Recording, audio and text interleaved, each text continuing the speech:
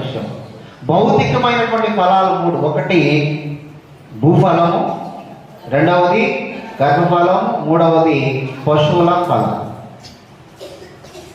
నాలుగవది ఆత్మ సంబంధమైనటువంటి ఫలం. ఈ భౌతికమైన వాటి గురించి మనం ఆలోచన చేస్తే ఎక్కువ. ఒకటి పశువులు ఉంటే చాలా మంది పశువులు ఏం చేయాలి? ఫలించాలి, పాలు ఇవ్వాలి, వాటి ద్వారా మనం పోషించబడాలి. రెండవది పంట విషయంలో మనందరం కూడా సొంత పొలాలు వేసుకుంటాం, లేదా కౌలు పొలాలు వేసుకుంటాం, లేదంటే పంటల పొలాల్లో పనిచేసుకోవడానికి వెళ్తాం.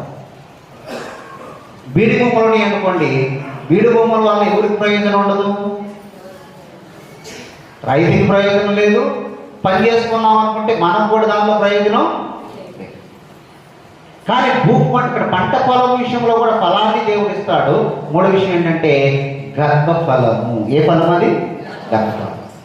దేవుడు అంటున్నాడు అన్ని విషయాల్లో సమృద్ధికరమైన మేలు జరిగించబడాలి అంటే నువ్వు ఎవరి మాట వినాలి? దేవుని మాట వినాలి.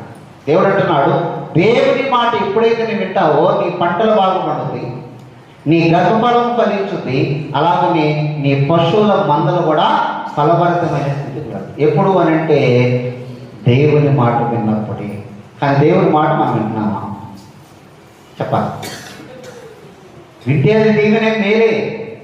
కానీ వింటున్నారంటే అందరు వింటలా.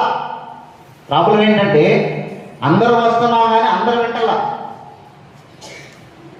కానీ విన్నవారికి మాత్రమే ఏమవుతుంది అంటే ఫలితం అనేటువంటిది లభించుద్ది. అందుకని దేవుని మాట మన జీవితంలో